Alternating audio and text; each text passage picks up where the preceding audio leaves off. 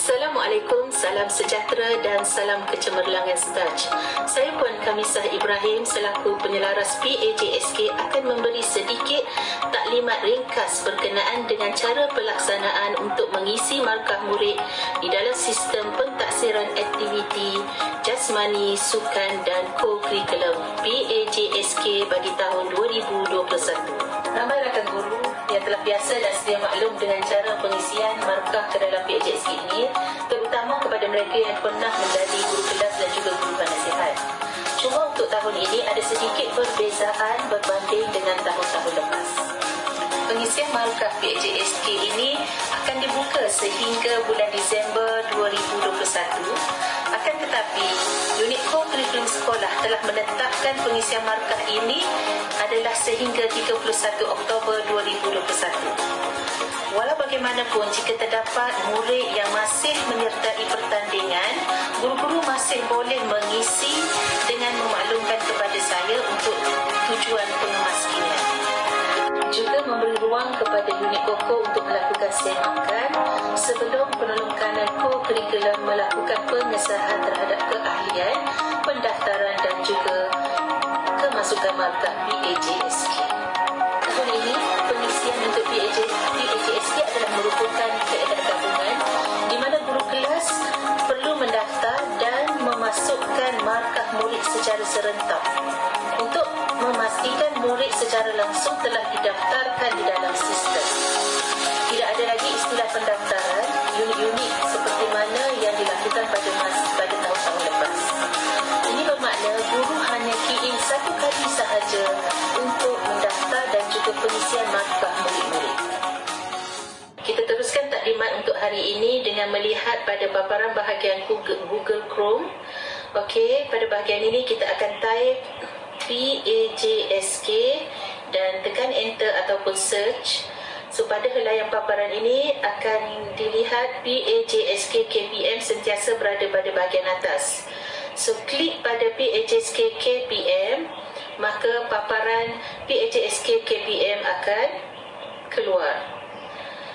Okey, kemudian sila tekan butang X pada maklumat penting untuk menghilangkan helaian ini.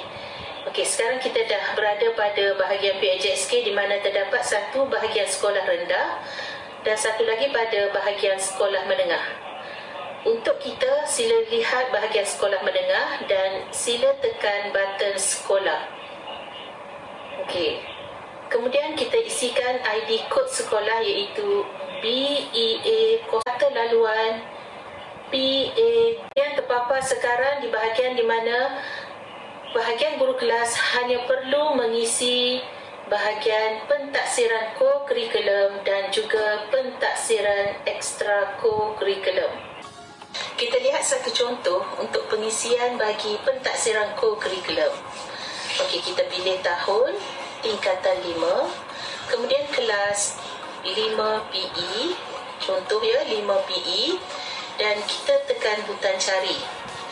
Kemudian paparan, kita akan dapat lihat paparan yang bertanda X di mana murid-murid masih belum didaftarkan dan belum mempunyai markah koko. 1, okey, dan kita boleh klik butang masuk. Okey, kemudian terpapar sekarang di bahagian di mana bahagian guru kelas hanya perlu mengisi bahagian pentaksiran co-curriculum dan juga pentaksiran ekstra co-curriculum. Kita lihat satu contoh untuk pengisian bagi pentaksiran co-curriculum.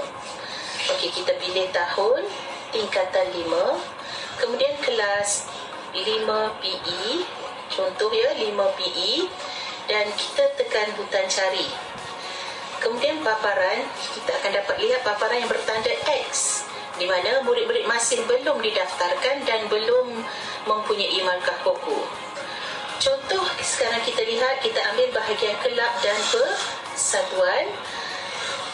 Kita klik di tempat yang bertanda pangkah, kemudian kita isi aktiviti, katakan Ahmad Aidil Syawal ini Persatuan Agama Islam. Sila penuhkan untuk jawatan, peringkat, Okey, peringkat, tahap pencapaian, komitmen, khidmat sumbangan peringkat sekolah dan juga kehadiran. Okey, kita cuba isi. Okey, katakan dia adalah ahli aktif, kemudian peringkat. Okey, berkenaan dengan peringkat ini, bagi penglibatan yang pertama, ini adalah dikhususkan kepada murid yang didaftarkan sebagai atlet, peserta perkemahan dan juga pertandingan kursus.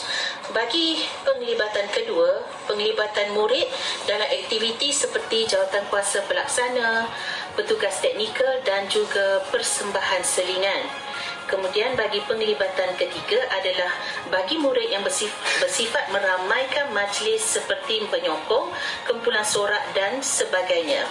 Okey, jadi kita boleh klik di bahagian penglibatan 3 untuk peringkat sekolah untuk mendapatkan markah yang paling minimum. Okey, bagi tahap pencapaian, murid diberikan berdasarkan markah diberikan berdasarkan pencapaian murid dalam pertandingan yang dilaksanakan di semua peringkat. Okey, pencapaian ditaksirkan adalah untuk Johan, naik Johan dan juga ketiga. Walau bagaimanapun, tempat keempat dan kelima diberikan dalam acara individu di peringkat sekolah. Okey, seterusnya untuk komitmen, guru-guru boleh memilih 4 aspek ya. Dan seharusnya kami memohon untuk guru-guru menanda di keempat-empat aspek pilihan untuk membantu markah kokoh murid-murid kita. Seterusnya bahagian khidmat sumbangan peringkat sekolah, bolehlah klik yang bawah sekali untuk murid-murid kita, ke semua murid-murid. Tapi bagi yang didaftarkan sebagai atlet, bolehlah mengisi mengikut kesesuaian yang ada.